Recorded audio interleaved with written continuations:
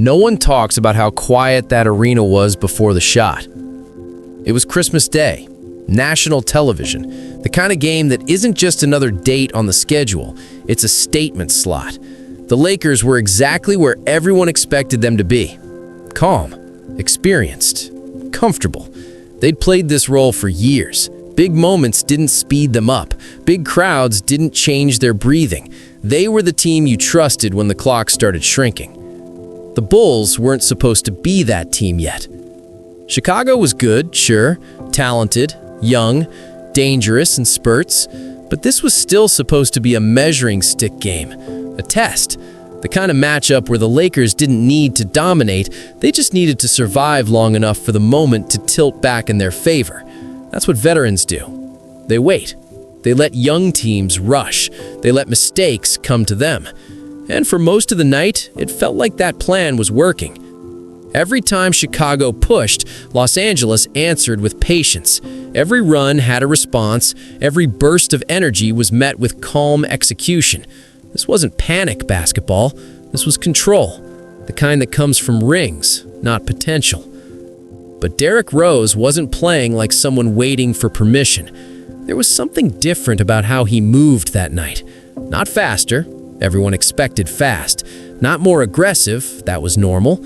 It was the way he slowed down without losing pressure, the way he didn't force moments, the way he seemed comfortable letting possessions breathe even with the Lakers on the floor.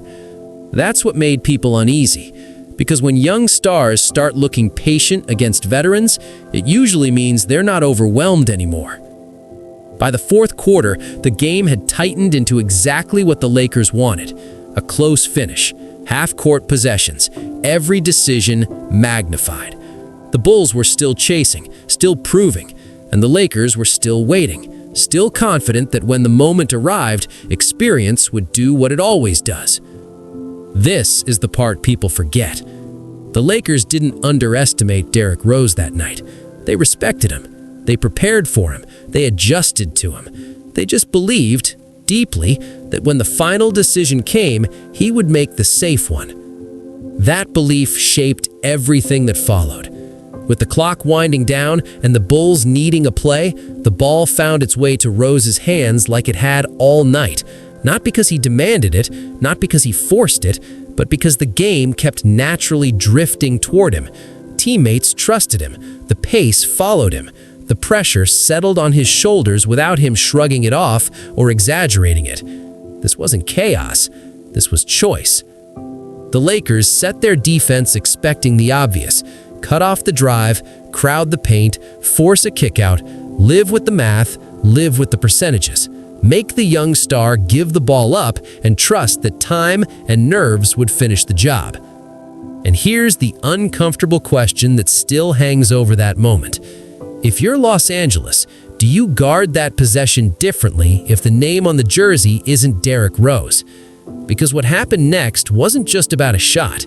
It was about what the defense allowed and what they believed they were inviting. Rose didn't rush. He didn't explode immediately. He didn't look like a player desperate to be the hero. He read the spacing, he felt the gap, he noticed how the defenders leaned just slightly toward the paint, just slightly toward the expectation that he would attack the rim like he always did. That expectation was earned. That was the scouting report. That was the safe assumption. And that's where this game quietly started to change. Before the shot ever left his hands, Derrick Rose made a decision that went against how the Lakers had been trained to see him. He didn't fight the defense head-on. He didn't try to overpower experience with speed. He let them believe they were right. The crowd didn't realize it yet. The broadcast didn't frame it yet. Even the bench reactions hadn't shifted. But in that moment, with the defense giving him exactly what they thought he shouldn't want, Rose didn't hesitate. And that's the part that separates this game from every other highlight. Because hesitation is usually where youth shows up. This time, it didn't. Before we break down the possession itself, before we talk about who stepped up, who stepped back, and why the Lakers made the choice they made, Ask yourself this and drop it in the comments. Was this the moment Derrick Rose stopped being the future and started being a real problem for the present? Because once the ball left his hands, Christmas Day stopped feeling like a showcase and started feeling like a warning. The possession didn't explode the way people remember it. That's what makes it so dangerous in hindsight.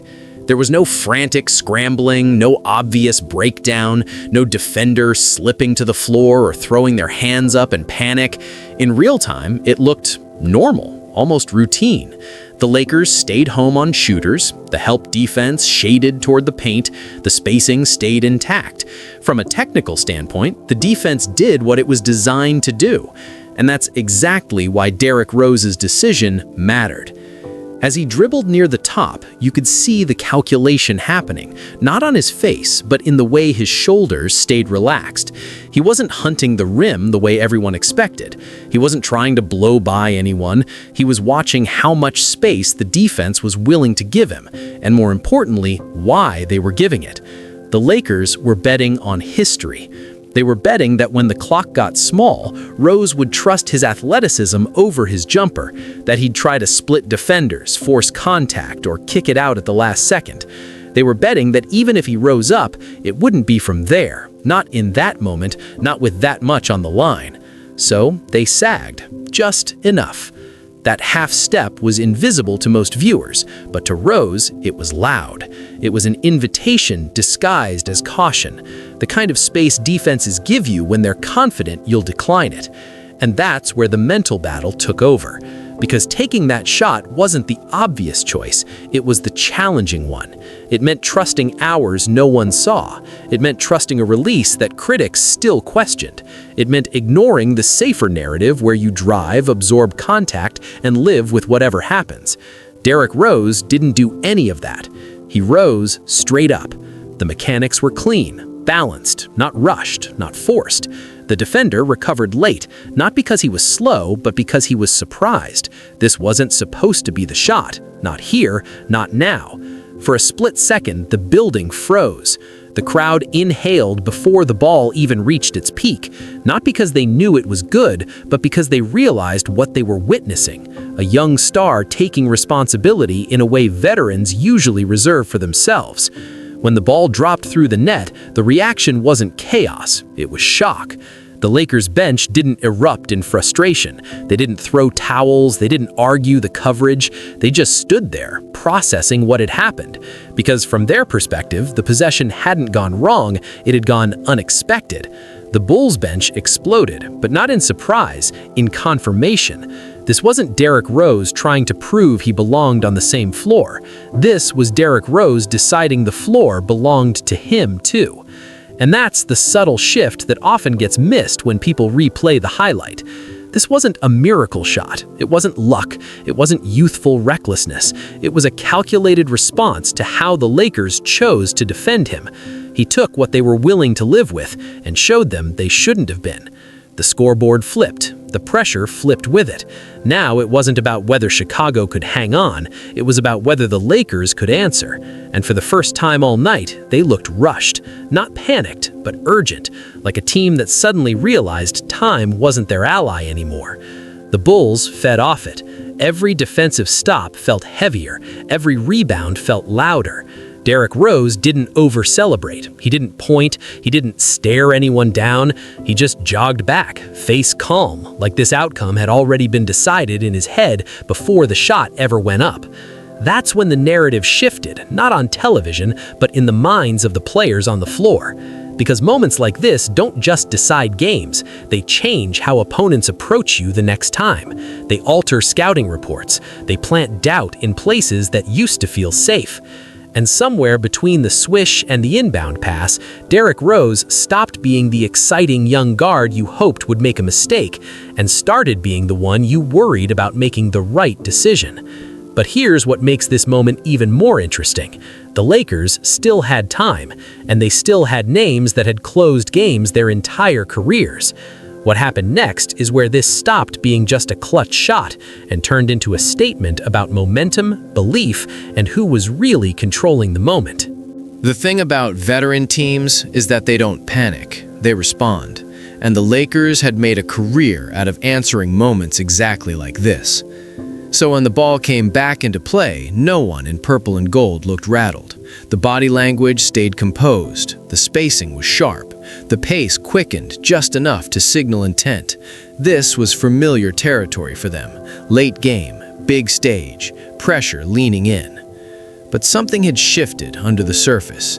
Chicago's defense suddenly felt tighter, more connected, not because of a new scheme, but because belief travels faster than instructions. That one shot didn't just add points, it added conviction. Every Bull knew exactly what they were protecting now. Rose picked up full court, not recklessly, but purposefully. He wasn't trying to steal the ball. He was trying to tax time, make every dribble feel expensive, make every second uncomfortable. The Lakers initiated their set, and for the first time all night, it looked slightly rushed. The pass angles weren't wrong, just less confident. The timing was still there, just compressed. When the shot went up, it wasn't a bad look. It just wasn't inevitable. Miss. That's when the noise changed. Not louder, sharper. The United Center wasn't celebrating yet. It was anticipating. There's a difference. Celebration is release. Anticipation is tension. And the tension was now squarely on Los Angeles. Chicago secured the rebound, and instinctively the ball found Rose again. This is where most young stars either slow the game too much or speed it up too fast. Rose did neither. He let the defense settle just enough to show its hand. The Lakers shaded him again, but this time the respect was different. They were closer, more alert. The space was gone. So Rose didn't force it. He moved the ball.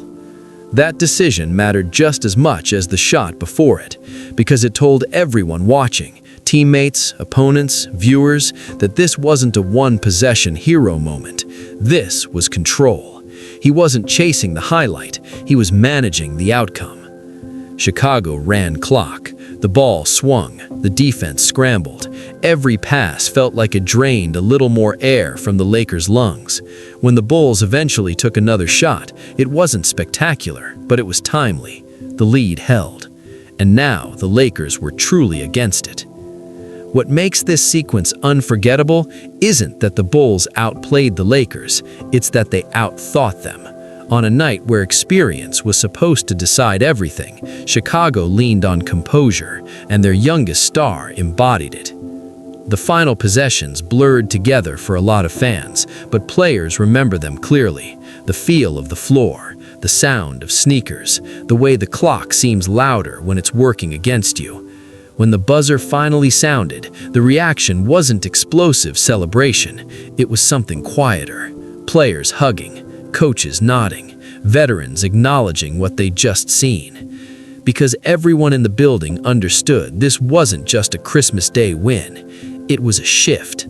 Chicago didn't just beat the Lakers, they believed they belonged in the same conversation afterward, and belief, once it settles in, doesn't leave easily. For Derrick Rose, this wasn't about outscoring legends or stealing headlines, it was about proving something subtler.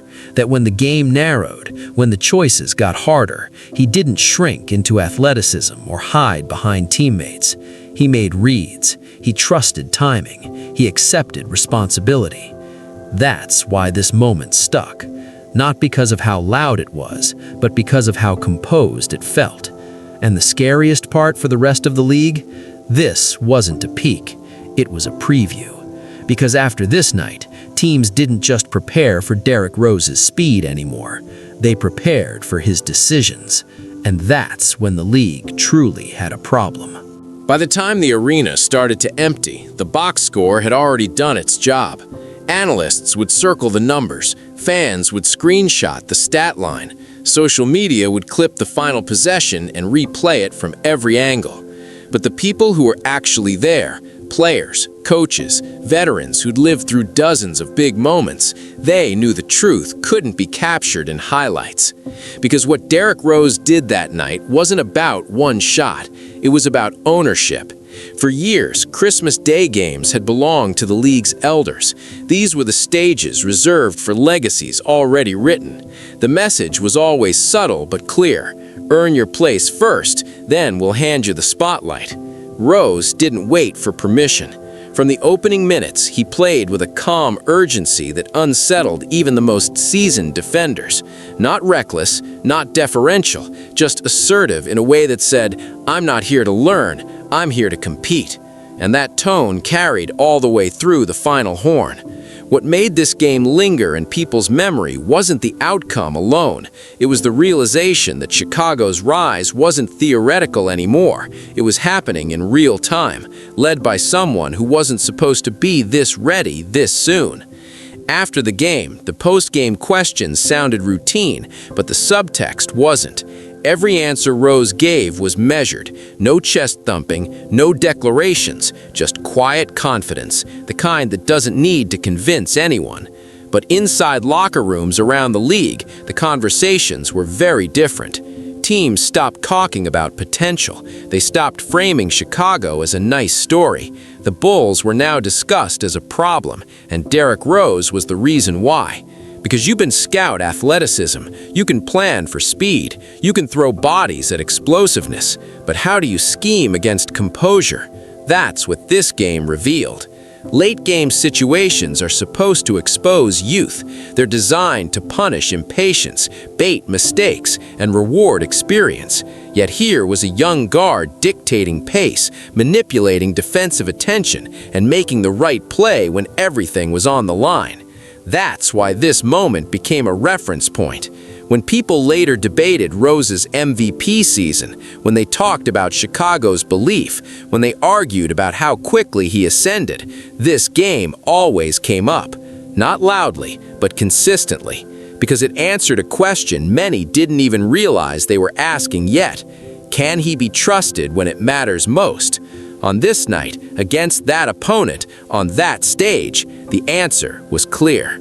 And maybe the most powerful part of it all, he didn't announce it. He didn't demand recognition. He simply took the moment and carried it like it belonged to him.